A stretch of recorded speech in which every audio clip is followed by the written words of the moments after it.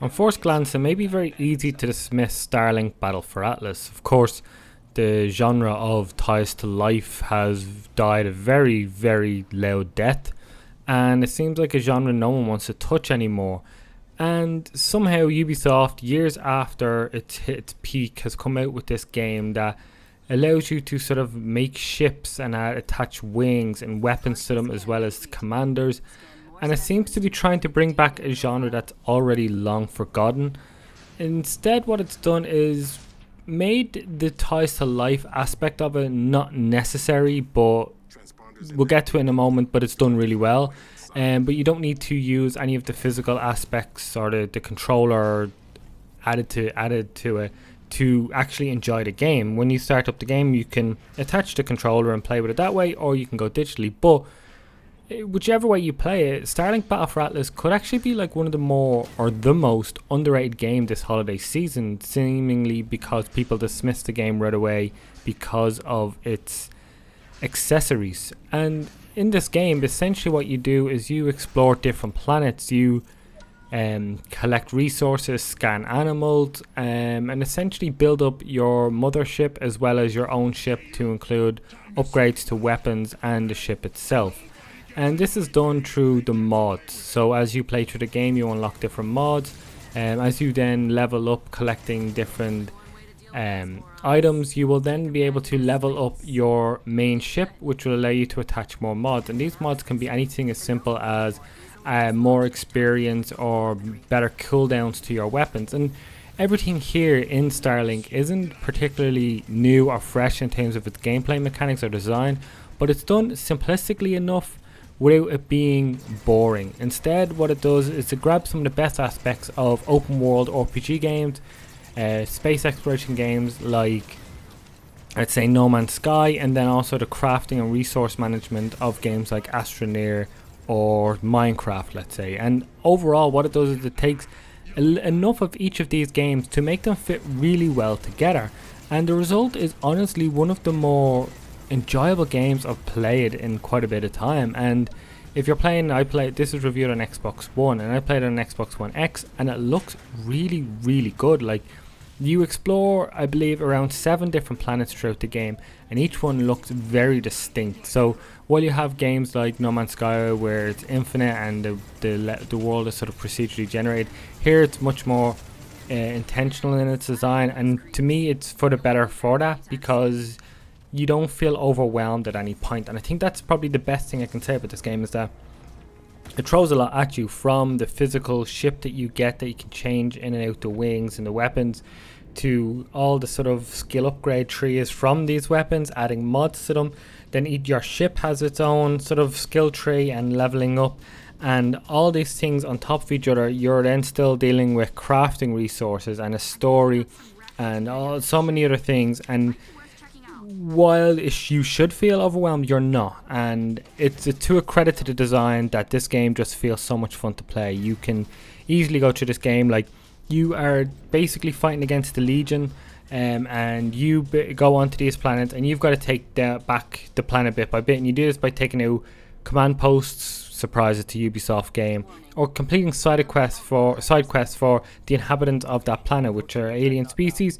It could be something as simple as bringing them back a certain item. You take out these massive structures called primes, and there is enough variety in each of these planets to sort of want you to let you explore. Like, you cannot see what's on the planet until you hit these posts that reveal more of the map, which is like, you know, like, it's typical Ubisoft fare, but it's not dull because there's so many other aspects that keep things fresh. And I think that's what I'm trying to say, is any one of these aspects alone has been done in other games, and in a lot of ways it's been done better, or at least a lot more complicated or deeper.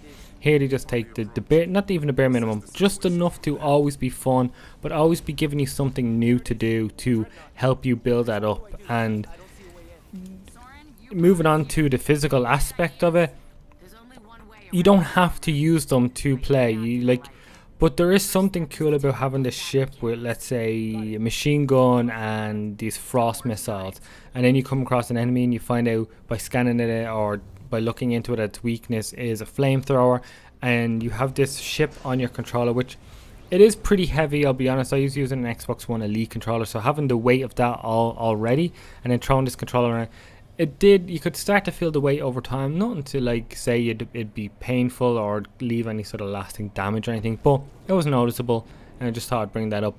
But it's something really cool, sort of moving aspects of your ship in real time, and then it being affected in the game. Like, you can even put the weapons on the wrong way, which I did once or twice, and then they just start shooting backwards, which could be, realistically, it could be a strategic choice, especially if you're in space combat. And that's something I haven't even got to yet. I will be in a minute, but the combat in the game.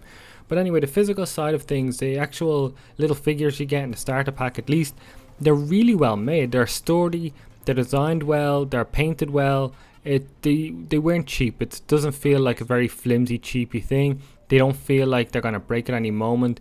Like I said, there's a great amount of design to it. It's really actually surprisingly good, and I can imagine if I was a kid I would have loved this, being a little sci-fi fan myself. But beyond that, you go around, like I said, in the game, you collect resources, you complete side missions. There are actual puzzles too in the game as well, like actual like sort of platforming puzzles. Now, you're in a ship and you never get out of it, but you can traverse along the surface of the planet, or you can take to space. And when you take to space, you can go between the planets, you can fight in space, you can gather resources, and then you've got the combat. And the combat is fun and fluid. It's never that complicated. You have the enemies, you kind of know what they're weak against, what they're strong against, but it's very responsive and a lot of fun.